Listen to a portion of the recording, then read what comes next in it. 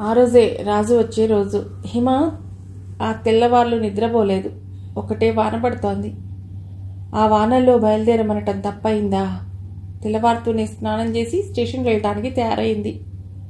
మీరెక్కడికి mummy? నేనైతే కారులో తీసుకొస్తాను. మళ్ళీ మీరు ఆటోలో వెళ్ళటం రావటం కష్టం కదూ అన్నాడు వినయ్. నువ్వు అతన్ని గుర్తుపట్టగలవా? బాగుంది, ఈ మధ్యగా చూశాను అంటూ వినయ్ కారు తీసుకెళ్లాడు.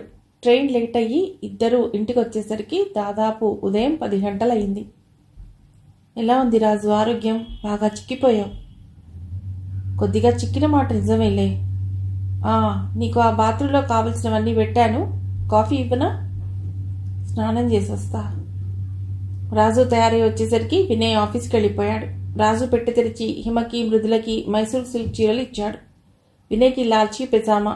నీకు ఏ రంగు ఇష్టమో తెలీదు, ఈ ఆకుపచ్చ రంగు బాగుంటుందని తీశాను అన్నాడు మృదులతో.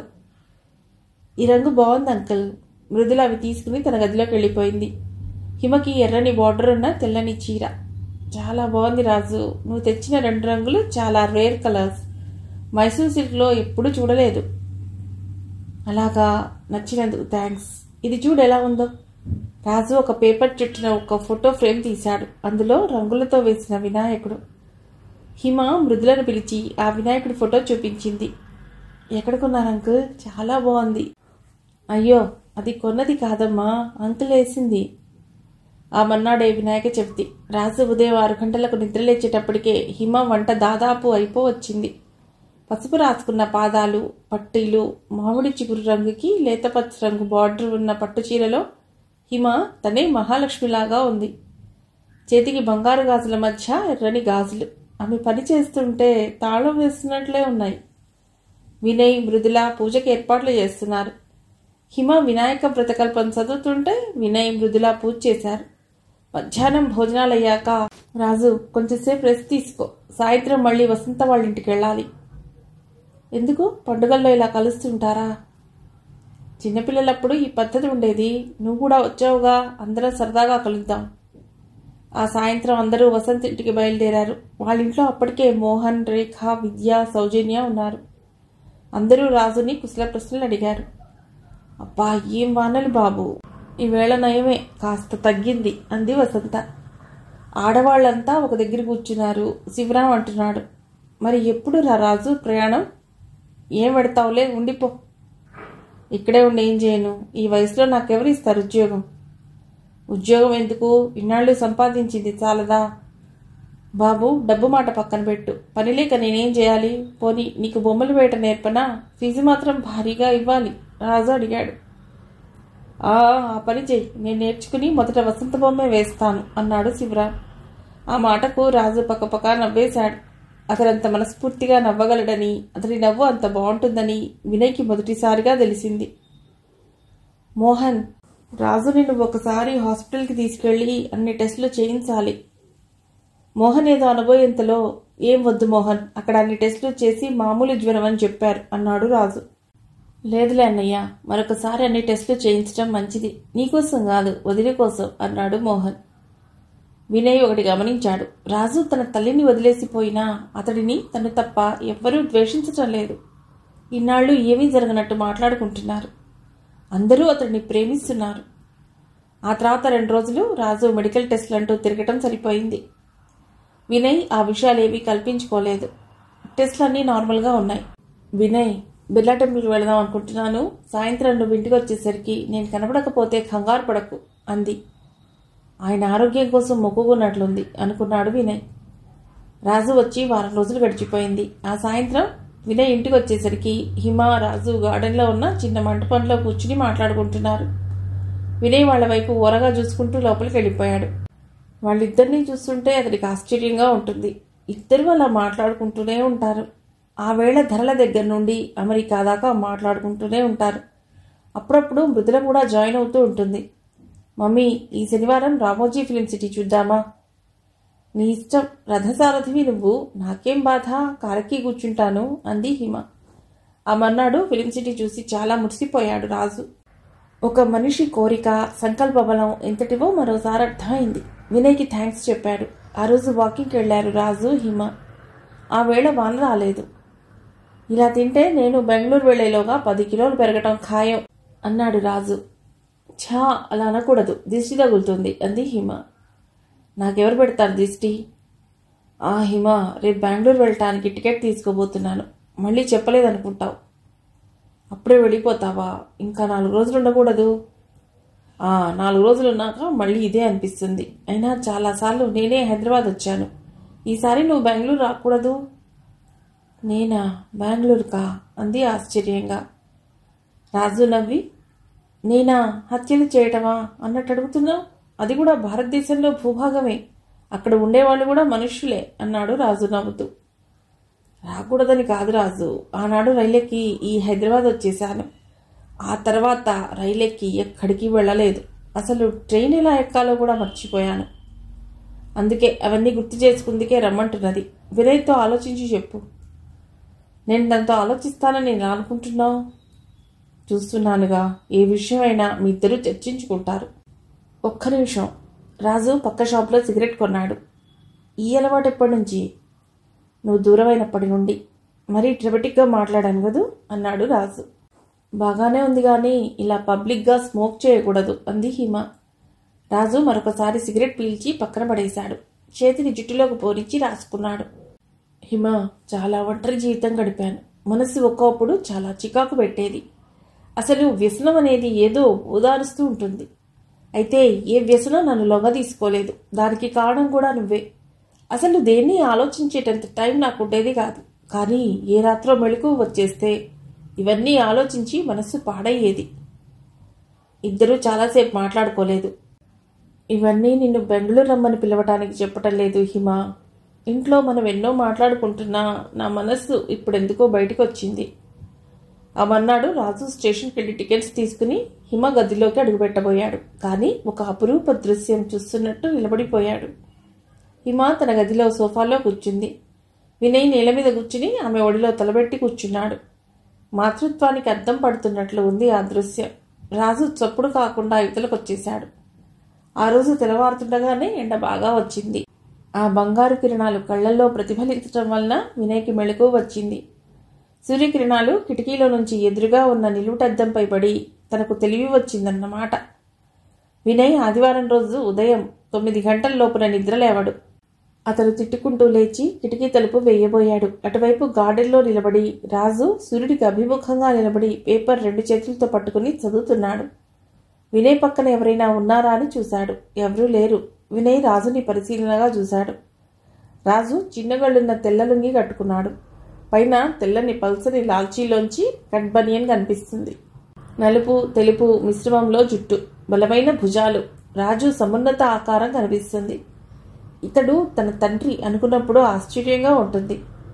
అతడు అలా బొమ్మలు వేసుకుంటూ ఉంటాడు. చిత్రాలు వేసి వేసి అతని వేళ్లు సన్నగా ఉంటాయి. అతడి చేతిలో ఎప్పుడూ చిన్న పుస్తకం ఉంటుంది. హిమ వంటింట్లో పనిచేస్తుంటే ఆమెకు తెలియకుండా ఆమెను కిచెన్ను వేశాడు. తల్లికి సామాన్యంగా కనిపించే ఈ మనిషిలో ఏం నచ్చిందో.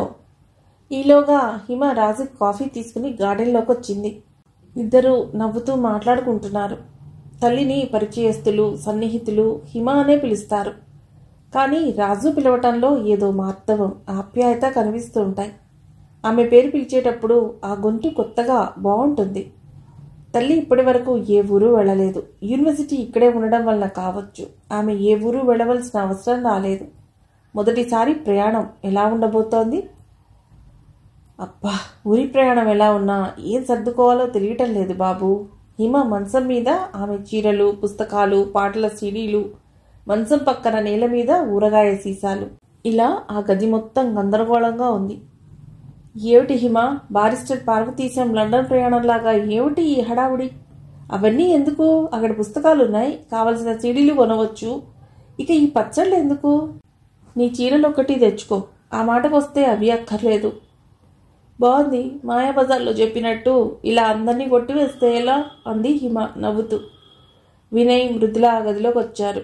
మమ్మీ, మీరు తప్పుకోండి, మృదుల మీకేం కావాలో సర్దుతుంది అన్నాడు వినయ్. మొత్తానికి అది లేకపోతే ఎలా, ఇది లేకపోతే ఎలా అంటూ హిమ అన్ని వస్తువులు సర్దింది. సాయంత్రం ట్రైన్ ఎక్కించడానికి అందరూ వచ్చారు. రాజు పోటర్ చేత సామాను ఫస్ట్ క్లాస్లో పెట్టించాడు. తల్లిని రాజు సౌకర్యంగా తీసి వెళుతున్నాడు.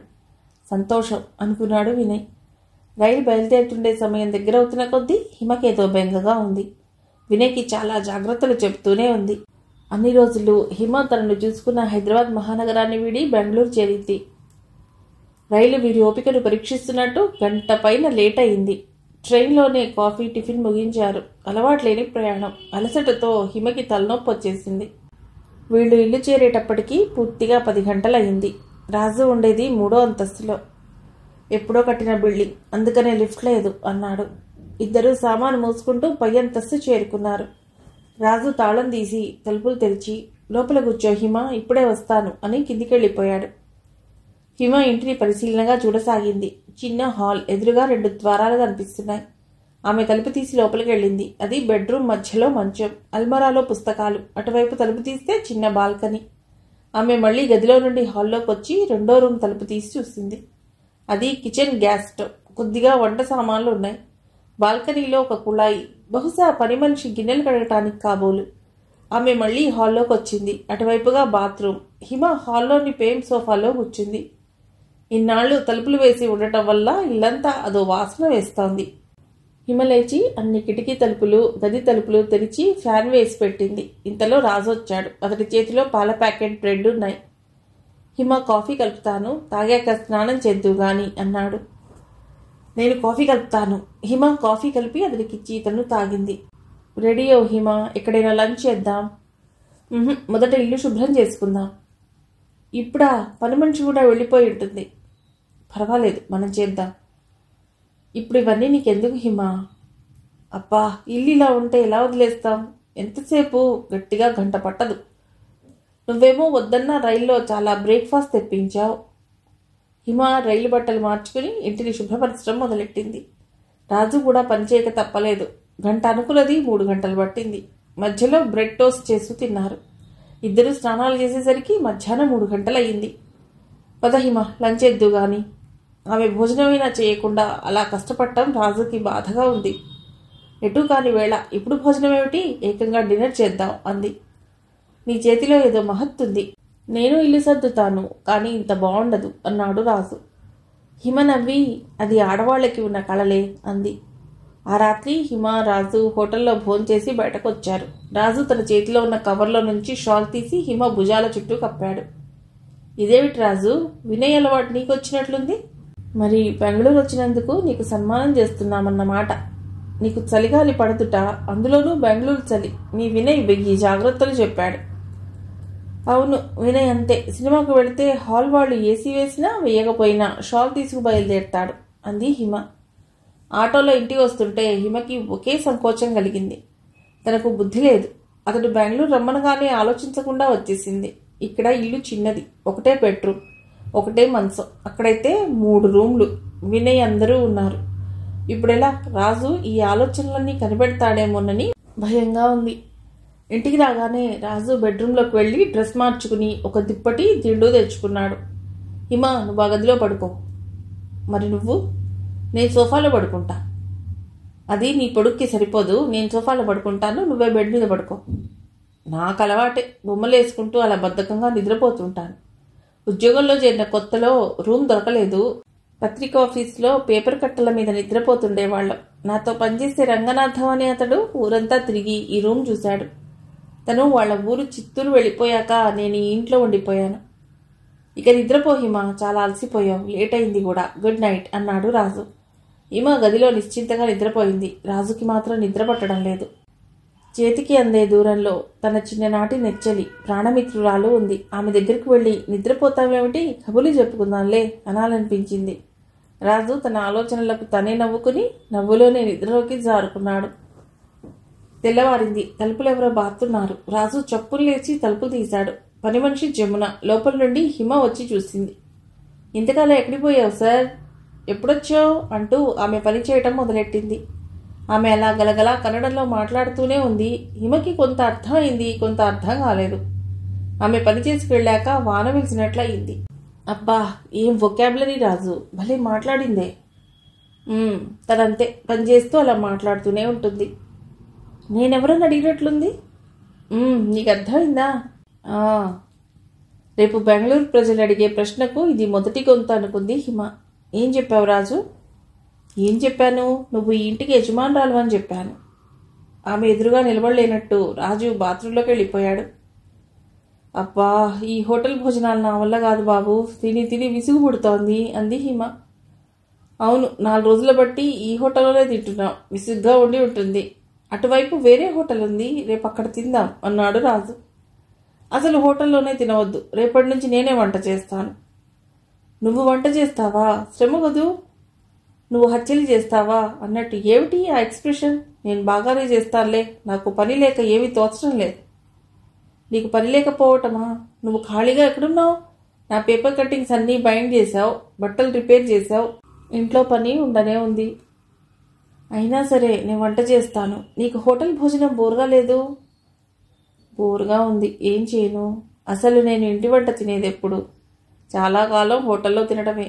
అయినా వంట చేయాలంటే చాలా వస్తువులు కావాలి కదూ అన్నాడు. యుద్ధం చేయాలంటే గన్స్ కావాలి కదూ అన్నట్టు. అవన్నీ నేను చూసుకుంటాను. నేను హైదరాబాద్ వెళ్ళిపోతే అవన్నీ కొత్తగా పెళ్లి చేసుకున్న పేద జంటకి ఇచ్చేయి అంది హిమ. సరే సరే అన్నాడు రాజు కంగారుగా. అతడికి హిమ ఏదైనా మాట్లాడవచ్చు, ఎంతైనా ఖర్చు పెట్టవచ్చు, కానీ హైదరాబాద్ వెళ్తానని మాత్రం అనకూడదు. హిమ ఆ ఉదయం పక్క వాళ్ళ అమ్మాయిని బజారుకి సాయం రమ్మని కోరింది. హిమ వచ్చిన 2వ రోజే జమున హిమ వచ్చిన విషయం అందరికీ చెప్పింది. పక్క ఫ్లాట్లో ఆవిడ వచ్చి హిమను పరిచయం చేసుకుందాం అనుకుంది. కానీ ఆవిడ కన్నడం, హిమకి ఈమె తెలుగు అర్థం కావటం లేదు. ఆవిడకు హిమ ఎవరో తెలుసుకోవాలని ఒకే కుతూహలంగా ఉంది. వెళ్ళి కూతుర్ని పిలుచుకొచ్చింది. ఆమె పోస్ట్ గ్రాడ్యుయేషన్ చేసి ఉద్యోగాన్వేషణలో ఉంది. ఆమెకి ఇంగ్లీష్ వచ్చు కాబట్టి పర్వాలేదు. పరిచయ వాక్యాలు అయ్యాక, ఎన్ని రోజులకైనా మీరు వచ్చారా ఆంటీ? అంకుల్ ఇన్ని రోజులు చాలా అవస్థలు పడ్డారు. రాజు తను ఏమవుతానని చెప్పాడో, తను ఏం చెప్పాలో. మీరు డివోర్స్ తీసుకున్నా బాగానే వచ్చారు అంది వాళ్ళమ్మగారు. కూతురు పేరు శర్వాణి, ఆమె చెప్పింది. ఇన్నాళ్లకు కుదిరింది అంది హిమ ముక్తసరిగా. వాళ్ళ మాటల ద్వారా తెలిసిందేమిటంటే, 1-2 సార్లు పండగకు భోజనానికి పిలిచినా, స్పెషల్స్ ఏమైనా ఇచ్చినా, ఆ తర్వాత నుండి పండగ నాడు పొద్దున్నే ఎక్కడికో వెళ్ళిపోయి రాత్రి వచ్చేవాట రాజు. అయితే తాము డివోర్స్ అని చెప్పాడన్నమాట. శభాష్, తమ జీవితాల్లో పెళ్లి లేకపోయినా విడాకులు ఉన్నాయన్నమాట. ఆ శర్వాణిని తీసుకుని బజారుకు బయలుదేరింది హిమ. అన్నీ కొనడం ఎందుకు ఆంటీ? మా ఇంట్లోవి వాడుకోండి అంది. మరి మీకు?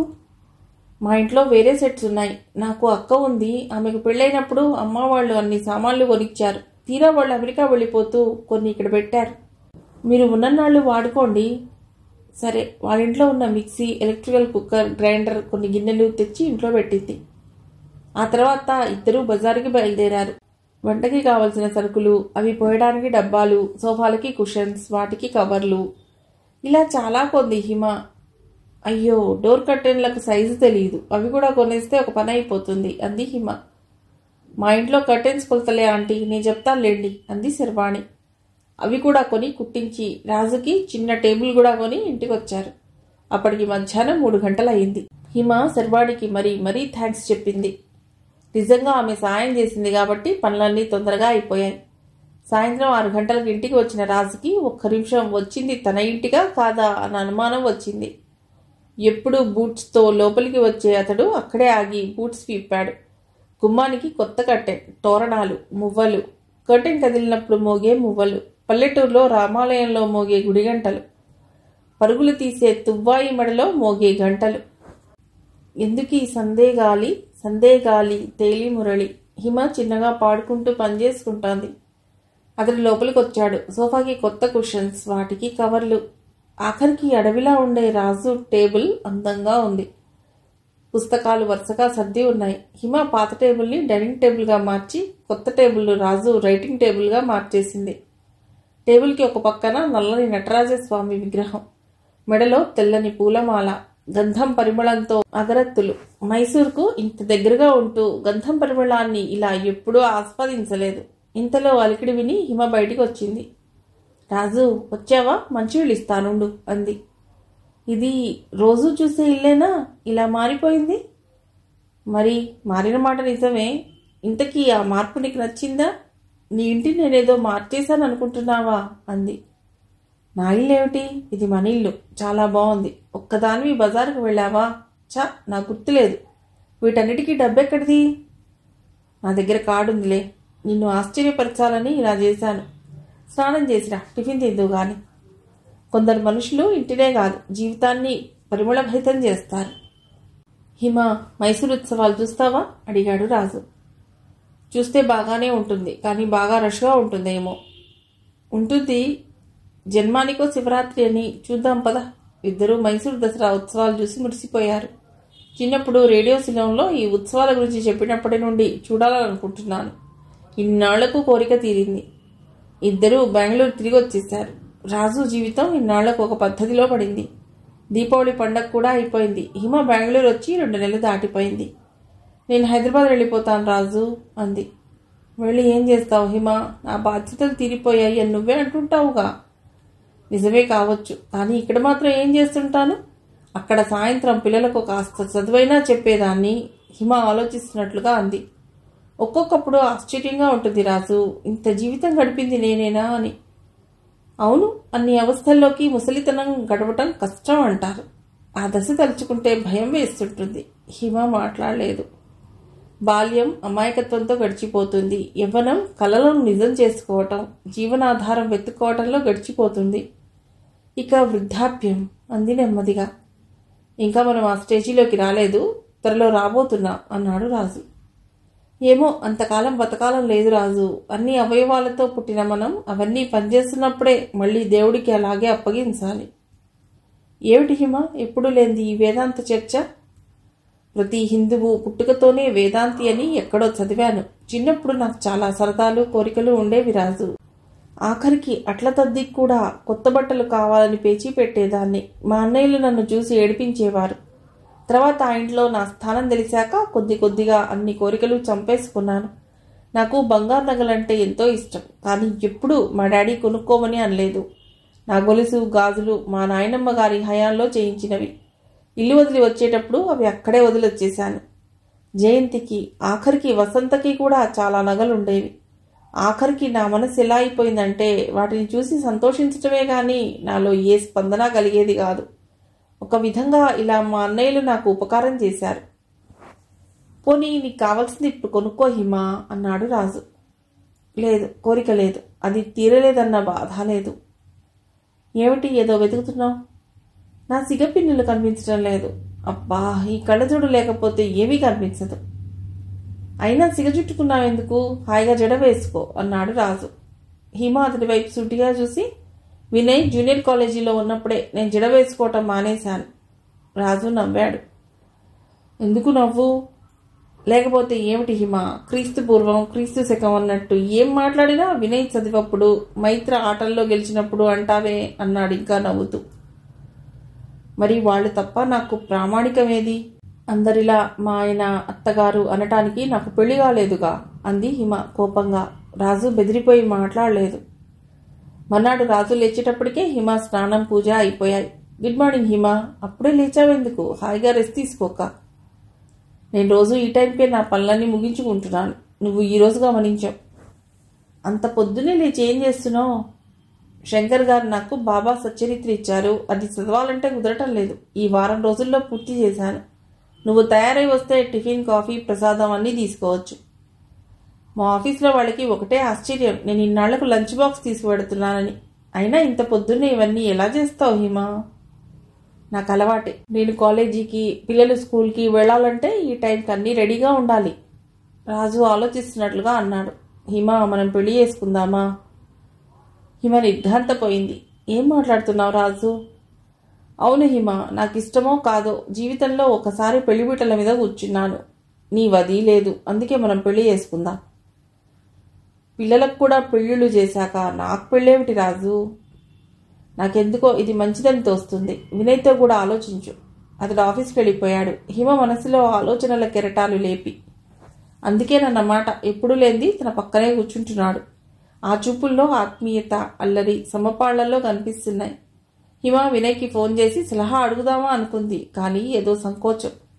2 సార్లు ఫోన్ తీసుకుని కూడా కింద పెట్టేసింది. వినయ్కి రోజు రాత్రి ఫోన్ చేసి మాట్లాడుతుంది.